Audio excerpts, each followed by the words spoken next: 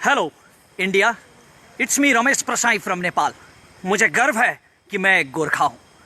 पिछले वीडियो में जब मैंने इंग्लिश में पिछला वीडियो जारी किया था तो उसके कमेंट में कुछ हिंदुस्तानी दोस्तों ने कहा था कि रमेश जी ने हमारे देश की, इंडिया की बेइज्जती कर दी है। नहीं करना चाहता, कोई भी नेपाली इंडिया की बेइज्जती नहीं करना चाहता। हम तो सबका सम्मान करते हैं, लेकिन आप लोगों के वो इंटेलेक्चुअल टेररिस्ट, वो बौद्धिक आतंकवादी अर्नब गोस्वामी और उसके फेलो पत्रकारों ने मेरी मातृभूमि की इतनी बेइज्जती कर दी कि मुझे उन्हें उन्हीं के लहजे में जवाब देना पड़ा।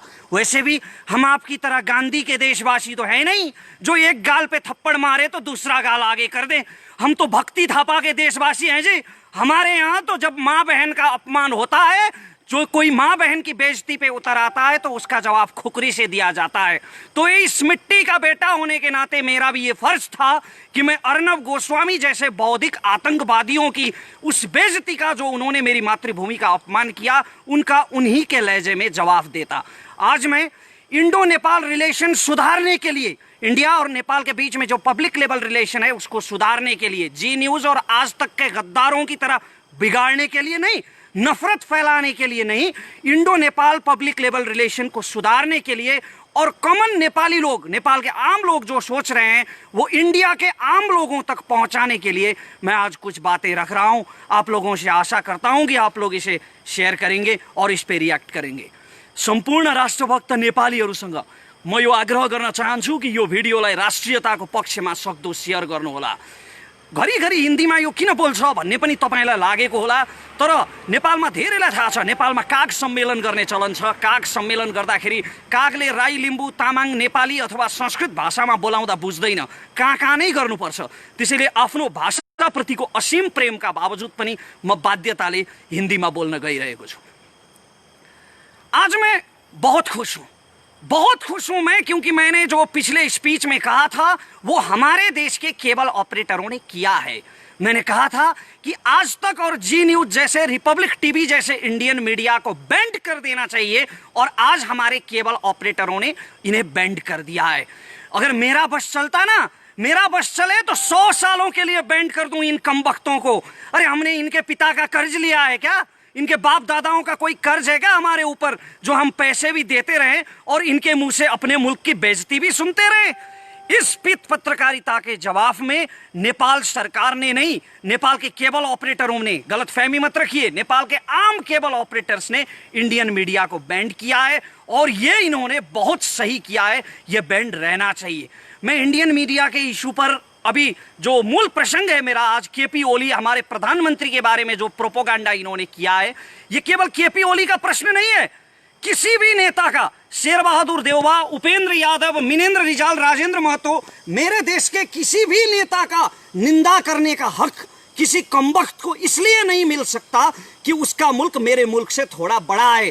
इसलिए कोई मेरे देश के किसी भी नेता की निंदा नहीं कर सकता, और इस निंदा के जवाब में जो इंडियन चैनल्स पर नेपाल में बैंड लगा है वो काम बिल्कुल सही किया गया है। मैं उस प्रसंग पर बाद में आऊंगा। पहले मैं कुछ हवा जो मचा रखा है इंडियन मीडिया ने, कुछ bloody propaganda, anti Nepal campaign जो चला रखा है, उसके कुछ प्रश्नों का जवाब देना उचित समझता हूं। आप लोग कहते हैं, आपकी मीडिया कहती है, इंडिया की आवाम नहीं, इंडिया की मीडिया कहती है कि नेपाली चाइना के साथ हो गए, नेपाली चाइना के डायरेक्शन पे काम कर रहे हैं, चाइना के डायरेक्शन पे ये काला पानी का विवाद उठा रहे हैं।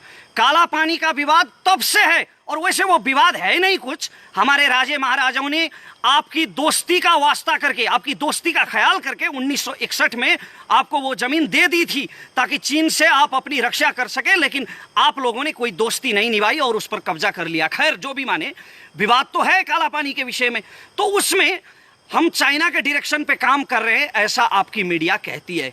अगर हम चाइना के डायरेक्शन पे काम कर रहे होते ना मित्रों, तो इतिहास का एक प्रसंग मैं आपको सुनाता हूं। जब नेपाल में मातृका प्रसाद कोइराला प्रधानमंत्री की सरकार थी, तब हमने उत्तर की हमारी जो चीन की सीमा है ना, उस चीन की सीमा में 18 जगहों पर हमने भारतीय सेना के पोस्ट रखने की इजाजत दे दी थी।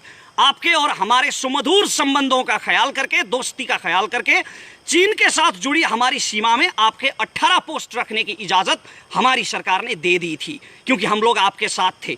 और अगर हम अब इस वक्त चीन के साथ होते ना, तो चीन तो आपको दबाने में लगा हुआ है, लद्दाख में दबा रहा है, सिक्किम में पिट रहा है, गलवान में आपके 20 सैनिक मार दिए चीन ने। तो चीन आपको दबाने में जब अभी लगा हुआ है, घेरने में लगा हुआ है, अगर हम पूरी तरह से चीन के साथ में होते तो चीन की सेना को मेची किनारे लाके खड़ा कर दिया होता हमारी सरकार ने, आपके सिलीगुड़ी कॉरिडोर के बिल्कुल पास। वो सिलीगुड़ी कॉरिडोर जो इंडिया की नॉर्थ ईस्ट और इंडिया की मेनलैंड को जोड़ता है, उस सिलीगुड़ी कॉरिडोर के पास मेची किनारे आज चीन की सेना बैठी होती। अगर हम नेपाली चीन का साथ दे रहे होते तो नेपाल एक स्वाधीन राज्य है और हम चीन का ना इंडिया का, हम किसी का भी पक्ष में और किसी के भी विपक्ष में हम कोई कदम नहीं उठाते। हम अपनी स्वाधीनता सुरक्षित करने के लिए काला पानी पर दावा कर रहे हैं। जो हमारी जमीन है उसमें चीन का कोई रोल नहीं है, और चीन का रोल इसलिए है कि चीन ने आप लोगों के साथ ट्रेड ट्रीटी की है, व्यापार संधि की है उसने लिपुलेख को लेकर। लिपुलेख को व्यापारिक नाका बनाने की जो संधि चीन ने आपके साथ की है, हमने चीन को भी, सिर्फ आपको नहीं, चीन को भी हमने डिप्लोमेटिक नोट भेजा है और हम किसी के भी पक्ष में नहीं है। ये बात मैं क्लियर कर देना चाहता हूँ। हमने हमेशा इंडिया के साथ दोस्ती निभाई है। कुछ मित्रों ने कहा था मेरे पिछले वीडियो पे कि इंडिया की बेइज्जती कर दी। नहीं, हम सम्मान करते हैं अपने पड़ोसियों का, जितना सम्मान आप हमारा नहीं करते। नहीं तो मैं जितनी अच्छी हिंदी आज बोल रहा हूँ बिना किसी हिंदी बैकग्राउंड के, कोई भी इंडियन जो नेपाली ओरिजिन का ना हो वो इतनी अच्छी नेपाली बोल के दिखाए। हम हमेशा अपने पड़ोसी का सम्मान करते हैं। चाइना के साथ आपका जो प्रॉब्लम चल रहा है वो आपका प्रॉब्लम है। आप लोग पावरफुल हैं, आप दोनों देशों के पास बड़ी बड़ी सेनाएं हैं, बड़े बड़े हथियार हैं, तोपें हैं, मिसाइल हैं। आप चाइना के साथ लड़ो मरो, उसमें हमारा कोई सरोकार नहीं है। लेकिन मैं युद्ध की कामना नहीं कर रहा हूं, मैं सिर्फ ये कह रहा हूं कि चीन का और आपका जो विवाद है वो आप दोनों का अंदरूनी विवाद है। और हमारी सरकार ने लिपुलेख और काला पानी के विषय में चीन की सरकार को भी डिप्लोमेटिक नोट भेजा है। तो ये कैसे साबित हो गया कि हम चीन के साथ हैं? ये क्या हुआ मचा रखा है आपकी मीडिया ने? और एक और हुआ मचा रखा है कि नेपाल और इंडिया में जंग हो गया तो क्या होगा। बड़ा अहंकार है भाई आप लोगों को अपनी शक्ति पे, बहुत बड़ा अभिमान है आप लोगों को। इतने छोटे से देश के साथ जंग की कल्पना करते हैं और ये कहते हैं कि नेपाल इंडिया की सैनिक शक्ति के सामने नहीं टिक पाएगा। आप तो बहुत धार्मिक कहते हैं ना आप लोग अपने आप को। अभी तो बीजेपी की सरकार है, उधर आरएसएस की सरकार चल रही है, बहुत धार्मिक कहते हैं आप लोग। तो बड़े गजब के धार्मिक लोग हैं भाई आप लोग राम मंदिर के लिए लड़ेंगे, मरेंगे और सीता के मायके पे हमला करेंगे। वैसे भी आप किसके दम पे ये दावा कर रहे हैं? हमारे भाइयों ने आप लोगों के लिए, आप लोगों की जमीन के लिए, आप लोगों की स्वाभिमान के लिए लड़कर यहां गोली खाई है, माथे पे गोली खाई है। आपके जनरल सैम मानेकशॉ कहते थे कि अगर कोई कहे कि उसे मौत से डर नहीं लगता, अगर कोई कहे कि उसे मरने से डर नहीं लगता, तो या तो वो झूठ बोल रहा है या तो वो गोरखा है। तो हमारे गोरखा भाइयों ने आप लोगों के लिए गोली खाई है कारगिल की पहाड़ियों में, वरना पाकिस्तानी पंजाबी पठानों से हमारा क्या लफड़ा था? आप लोगों के लिए मरे हैं हमारे भाई। अभी मैं नाम गिनवाने जाऊं तो 1000 के करीब हो जाएंगे और ये वीडियो ऐसे 100 वीडियो कम पड़ जाएंगे। हमारे भाइयों ने जो पुरुषार्थ आप लोगों के लिए किया है वो गिनवाने जाऊं तो ऐसे 100 वीडियो कम पड़ जाएंगे। हमने हमेशा दोस्ती निभाई है और आप लोगों ने अभी इस दोस्ती का लिहाज नहीं रखा है। और आप लोग नेपाल से युद्ध की बात करते हैं। आप लोगों को शर्म आनी चाहिए, लज्जा होनी चाहिए नेपाल से युद्ध की बात करते हुए। हमने हमेशा आपके साथ दोस्ती निभाई है। लश्कर ए तैयबा का टेररिस्ट हाशिम भटकल और टुंडा जो नेपाल में छुपे हुए थे, वो हमारी अथॉरिटी की मदद से इंडियन अथॉरिटी के हवाले हुए हैं। अगर हमारी अथॉरिटी नेपाल में मदद नहीं करती तो थोड़ी पकड़ के इंडिया ले जाते उनको। डॉक्टर अमित कुमार रावत, आपके किडनी माफिया का किंग, जब यहां छुपा हुआ था तो हमने उससे पकड़कर आपके हवाले किया है। तो हमने हमेशा भारत का सम्मान किया है और भारत से दोस्ती निभाई है।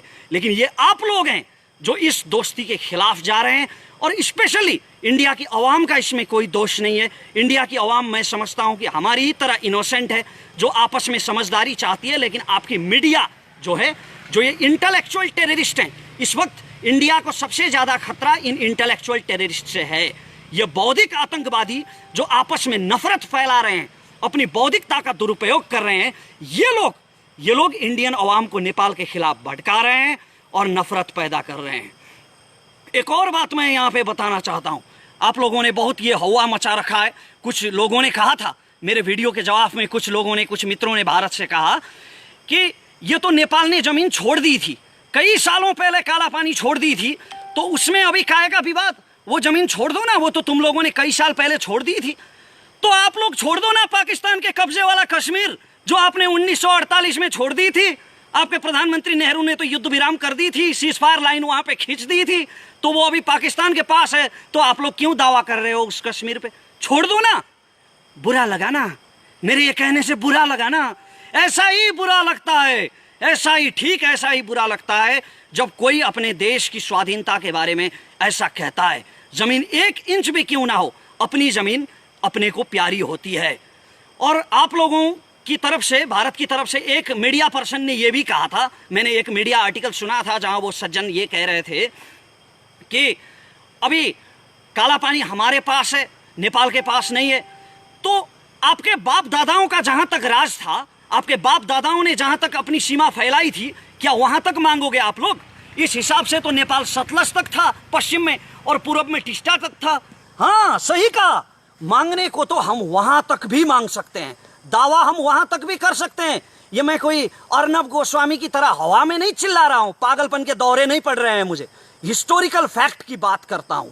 1950 में जब नेपाल भारत मैत्री संधि हुई थी, तो उस मैत्री संधि में यह कहा गया था कि सुगौली संधि खारिज हो चुकी है और ब्रिटिश सरकार से हुई सारे समझौते खारिज हो चुके हैं। तो इस हिसाब से अगर सुगौली संधि खारिज हो गई तो टिस्टा से सतलज तक की जमीन तो हमारी हुई ना। अगर आप लोग सुगौली संधि मानते हैं तो सुगौली संधि के नक्शे में लिखा है, उसके डिस्क्रिप्शन में लिखा है कि काली नदी का ओरिजिन जो है वो लिम्पियाधुरा है। वो ब्रिटिश के नक्शों में लिखा है, कई नक्शों में लिखा है, और इतना भी दूर जाने की जरूरत नहीं है। अभी तो बीजेपी की सरकार है ना वहां, आरएसएस के कार्यकर्ता तो बस स्कंद पुराण उठा के देख लें।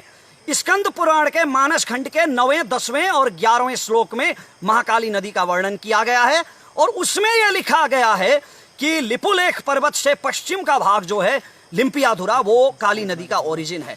तो या तो आप लोग सुगौली संधि को मानेंगे और लिपुलेख, या तो आप लोग सुगौली संधि को मानेंगे और लिम्पियाधुरा काली नदी का ओरिजिन होगा, या तो आप सुगौली संधि को नहीं मानेंगे। अगर खारिज मानेंगे तो फिर टिस्टा से सतलज तक हमारा है।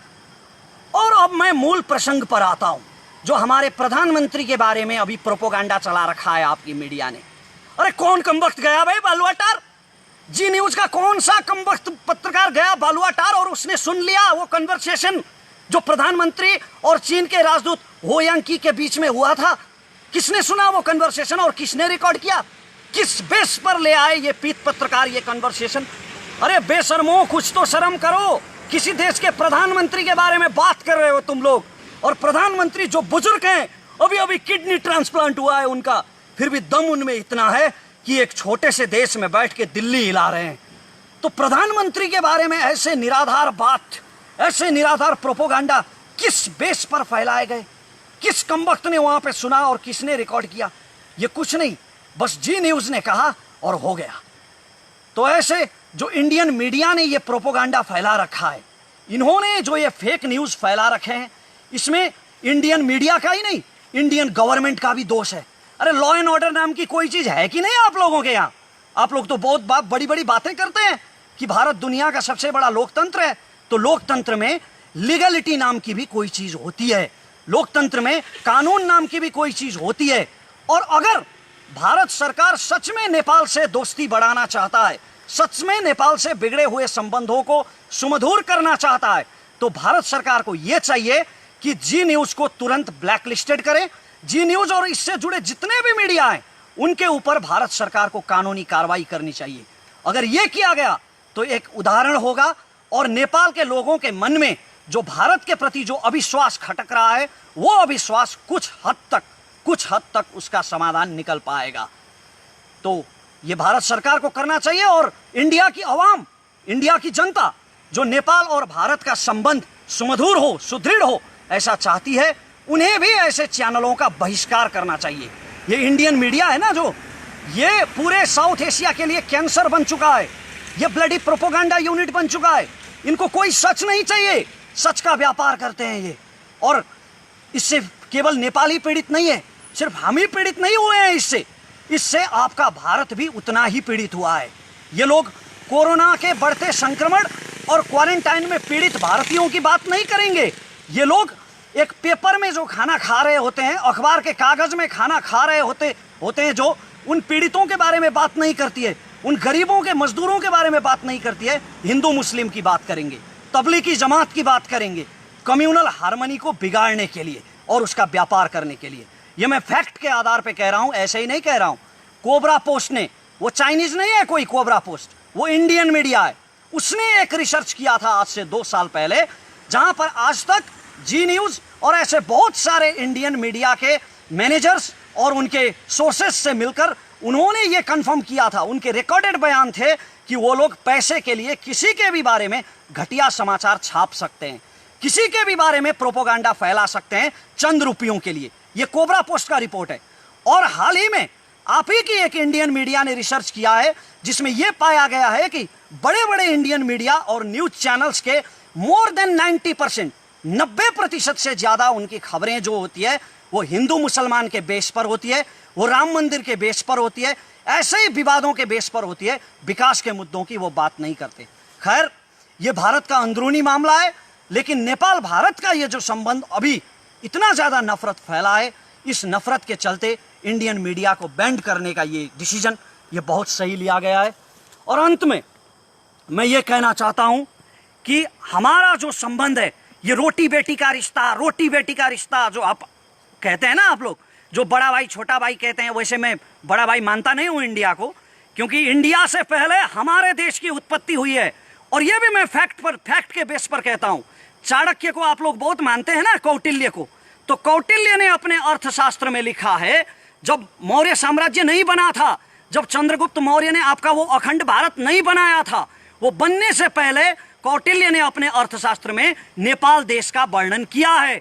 तो इसका मतलब ये होता है कि अखंड भारत से पहले नेपाल का जन्म हुआ है।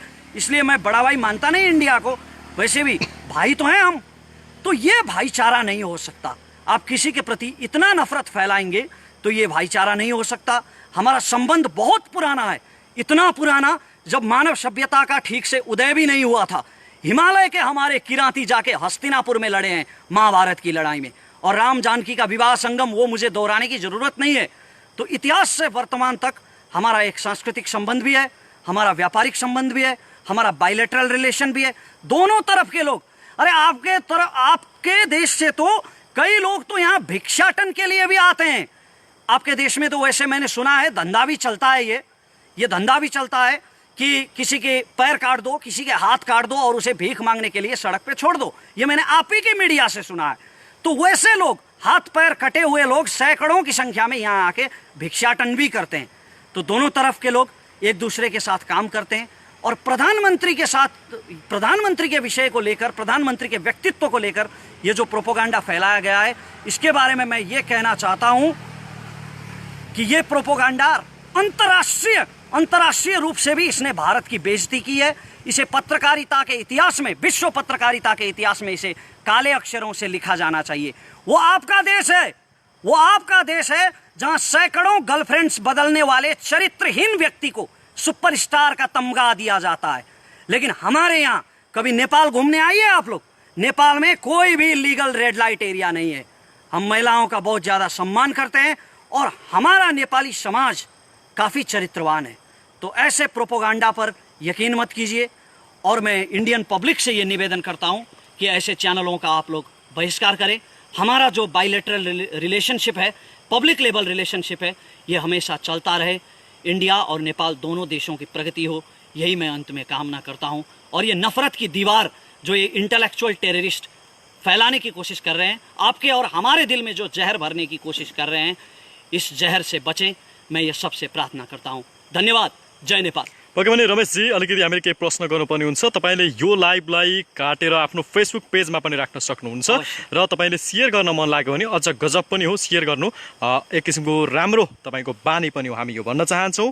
र तपाईँले हामीलाई यति बेला फेसबुक पेजमा मेरो फेसबुकबाट लाइभ हेरिराख्नु भएको छ, जीवन विष्टको फेसबुकबाट भनेदेखि तपाईँले हामीलाई एक्सन नेपाल अनलाइन टिभीबाट पनि हेर्न सक्नुहुन्छ र फेसबुक लाइभलाई तपाईँले जुनसुकै पेजमा पनि राख्न सक्नुहुन्छ। तर एक्सन नेपाल अनलाइन टिभीको भिडियो राख्नु भएमा चाहिँ हामी उचित किसिमको त्यहाँ व्यवस्था भए अनुरूपको कार्य गर्न बाध्य हुनेछौँ। रमेशजी, के छ आज अन्य समयमा भन्दा अलिकति आवाजमा नम्रता विनम्रता देखियो नि?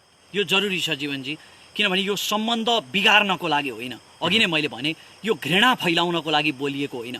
म धेरै कुरा बोल्न सक्थेँ, इन्डियनहरूप्रति भारतीयहरूप्रति लक्षित गरेर अर्णव गोस्वामीले बोले जस्तै, श्वेता सिंहले बोले जस्तै बोल्न सक्थेँ, तर यो घृणा फैलाउनको लागि लक्षित होइन, यो मित्रतालाई यो सम्बन्धलाई सुधार्नको लागि लक्षित हो। हामी एउटा पत्रकारिताको सिकारु विद्यार्थी भएको नाताले पनि विश्वका चाहिँ पत्रकारिताका विभिन्न दर्शन तथा सिद्धान्तहरू र पत्रकारिताका एउटा जुन परिधि नम्स हुन्छ यसलाई हामीले बुझेका छौँ, मिडियाले होइन, एउटा मिडियाको नम्सहरू बुझेका छौँ। तर भारतमा जुन एक किसिमको यो नाङ्गो चरित्र देखियो यसलाई विश्वले कसरी बुझेको छ जस्तो लाग्छ? मैले अघि पनि भने यो विश्वको पत्रकारिताको इतिहासमा यो घटना कालो अक्षरले लेखिनुपर्छ र इतिहासले यसको मूल्याङ्कन गर्नुपर्छ। यो पित पत्रकारिता हो। तर भारतकै बौद्धिक जगतले पनि भारतको यो पत्रकारितालाई त गोदी मिडिया यानि कि सत्ता र शक्तिको पावर वरिपरि घुम्ने एउटा चाहिँ पत्रकारिताको रूपमा बुझ्छ नि? पक्कै पनि र यो स्वाभाविक पनि हो, किनभने भारतीय मिडियामा कहिल्यै पनि सत्ताको विरोध गरिँदैन अधिकांश मिडियाहरूमा, र भारतीय मिडियाले समाजमा